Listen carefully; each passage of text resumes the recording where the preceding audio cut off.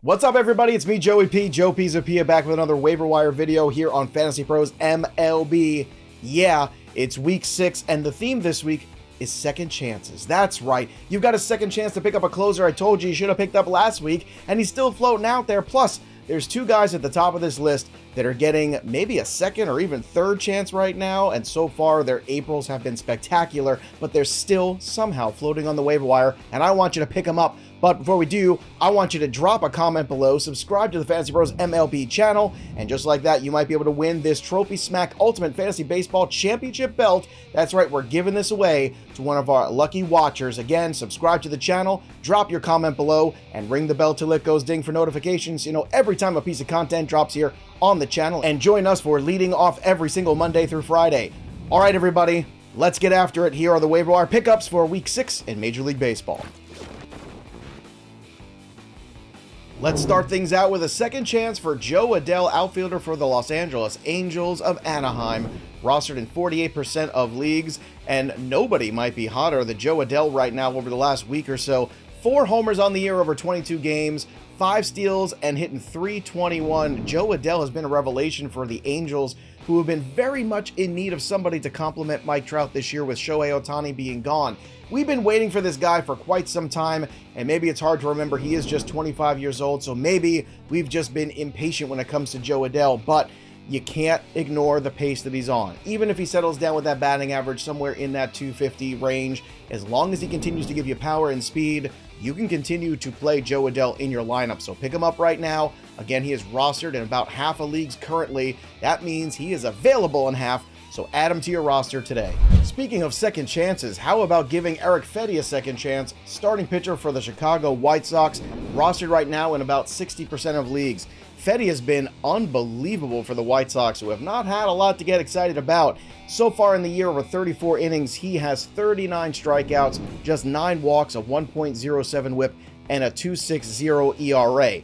Wins are going to be hard to find, but he does have 2 so far on the year for the White Sox, which is an accomplishment, let's be honest. But regardless of whether he maintains this pace, he is somebody you have to pick up right now. There's far too many pitching injuries, and everybody needs depth at the position. So although wins might be tough to come by, as I said earlier, you cannot ignore the strikeout to walk ratio. You can't ignore how tough it is so far for guys to square him up. Just 28 hits in 34 of those innings. So Erick Fedde needs to be scooped up in every league where he's still available.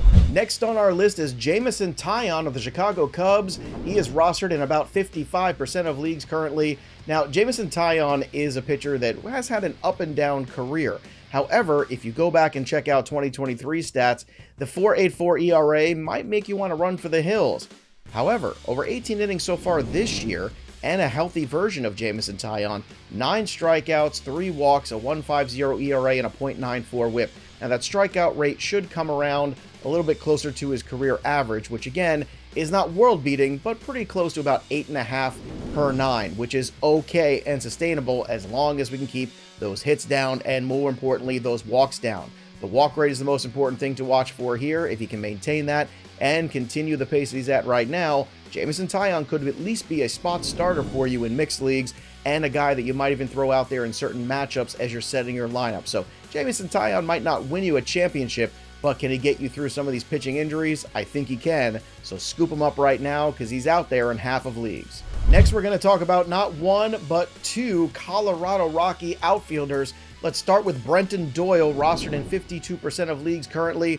Doyle, so far in the year over 27 games, has 3 homers, 8 ribbies, and 4 steals. He's hitting an incredible .323, and of course, playing in Colorado always helps.